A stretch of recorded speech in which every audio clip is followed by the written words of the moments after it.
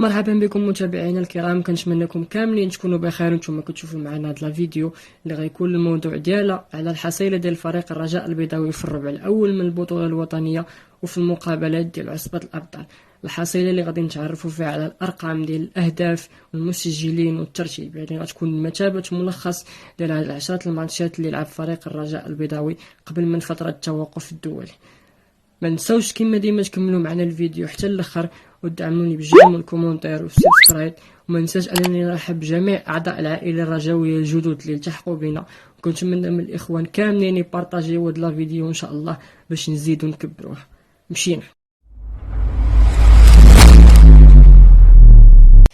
فريق الرجاء البيضاوي لعب 8 المقابلات في البطولة الوطنية، وبدا الموسم ديالو تحت قيادة شيخ المدربين فوزي البنزرتي. بعد ما قام الفريق بميركاتو جيد كان كيتنبأ ليه كلشي بالنجاح ديالو، إلا أن انطلاقة الموسم ما كانتش كيف ما كتمناها جماهير الرجاوية، بحيث تحصل فريق الرجاء البيضاوي في 4 المقابلات الأولى فقط على 3 تعادلات وهزيمة أمام اتحاد تواركة، كانت 2 تعادلات منها بمركب محمد الخامس. 3 المقابلات الأولى كانت مع فوزي البنزرتي، هذا الأخير اللي قرر أنه ينفصل مع فريق الرجاء البيضاوي بناء على الرغبة ديالو هو. والتحق المدرب مندير الكبير منذ الدورة الرابعة اللي تعادل فيها مع فريق شباب المحمدية، وحقق أول فوز مع فريق الرجاء البيضاوي أمام حسنية أكادير في الدورة الخامسة، وكانت من موراها هزيمة في الديربي، ثم 2 المقابلات اللي فاز فيها على فريق الفتح الرباطي وشباب الرياضي السالم. الحصيلة ديال فريق الرجاء البيضاوي في 8 المقابلات كما جرنا كانت هي 3 انتصارات 3 تعادلات وهزيمتين، الشيء اللي خول لي أنه يحتل المركز الرابع ب 12 نقطة في انتظار استكمال مباريات الجولة الثامنة. خط الهجوم ديال الفريق تمكن من تسجيل 10 الأهداف في هذه المقابلات 8، وكيتصدر قائمة الهدافين محمد الناهري ب4 الأهداف، فيما تناوب على تسجيل الأهداف الأخرى كل من جمال حركاز، زكريا الهبطي، محمد زريدة، زكريا حدراف، سفيان من جديدة، والمهدي الباسل اللي سجل ضد برماه في الماتش ديال فريق الفتح الرباطي. الدفاع ديال الفريق استقبل 7 ديال الأهداف، 6 منهم تحت الحراسة ديال أنس الزنيتي و1 تحت الحراسة ديال غاية مربح، يعني بحصيلة إيجابية ديال زائد 3. الأهداف ديال فريق الرجاء البيضاوي كانت 4 من ضربة جزاء، 2 من ضربة خطأ، و4 من كرة ملعوبة. فيما جات الأهداف اللي استقبلها الفريق 3 من ضربات ثابتة و4 من كرات ملعوب، وكنلاحظوا أن الضربات الثابتة كتشكل خطر كبير على فريق الرجاء البيضاوي اللي عانينا منه في السنوات الأخيرة بشكل مستمر. الأداء ديال الفريق في هذه المقابلات كان متباين بشكل كبير، حيث جات البداية ديال الموسم صعيبة على اعتبار أن الفريق غير الجلد ديالو بنسبة كبيرة وما حصلش انسجام ما بين اللاعبين بشكل مبكر، ولكن منذ الفوز على فريق حسنية أكادير بدينا كنلاحظوا واحد التحسن كبير في الأداء ديال الفريق رغم الهزيمة في المقابلة ديال الديربي.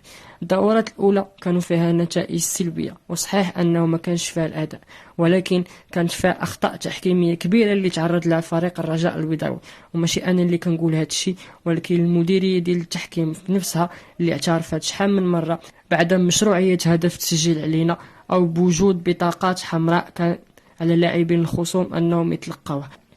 هاد الأخطاء التحكيمية ساهمت بشكل بارز في عرقلة البداية ديال فريق الرجاء البيضاوي، واللي نتمناو أنها ما تبقاش تكرر باش تكون عندنا بطولة وطنية احترافية ونزيهة، بحيث لا يعقل أن الفريق يبقى يتدرب السيمانة كاملة والمدرب كيوضع الخطط ديالو بشكل جيد ويجي حكم في الأخر ويعرقل لك المقابلة ويحرمك من نقطة أو 3 النقاط اللي كان غيكون عندها تأثير كبير على الترتيب ديال فريق الرجاء البيضاوي حاليا. جمهور ديال فريق الرجاء كيعقد امال كبيره على هذا الموسم الرياضي، وكنتمنوا ان هذه البدايه المتواضعه في البطوله الوطنيه ان شاء الله تسالي بشي تتويج، ونرجعوا الذكريات اللي كنا كنبداو فيها خايبين وكنساليو ليها شامبيون في الاخر.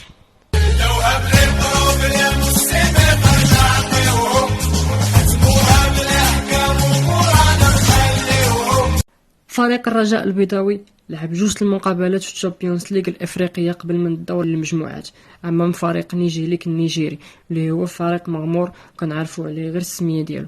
المقابلات ب2 تحققنا فيها الانتصار، تمكن الفريق من الفوز ب2-0 في مقابله الذهاب عن طريق كل من زكريا الهبطي وسفيان بن جديده، وفي مركب محمد الخامس أكد الرجاء الفوز ديالو بهدف محمد النهيري في الدقائق الأخيرة. المباراة كان فيها الأهم هو التأهل، في ظل أننا ما شفناش أداء طيب لغير الجماهير الرجاوية. وفريق الرجاء البيضاوي غيتعرف على المنافسين ديالو في دور المجموعات الأربعاء المقبل 16 نوفمبر، وكنتمنى أن الفريق يمشي لأبعد نقطة في المنافسة اللي كتبقى دائما من التقاليد ديال فريق الرجاء البيضاوي. وهنا غنكون وصلنا لافان ديال هاد الفيديو اللي حاولت نقربكم فيها من الحصيله ديال فريق الرجاء البيضاوي بشكل مفصل. نتمنى ان المحتوى يكون عجبكم. ما تنساوش تدعموا القناه بالسبسكرايب، وكذلك دعموا الفيديو بلي لايك وبالكومونتير، ونتلاقاو في فيديوهات اخرين ان شاء الله.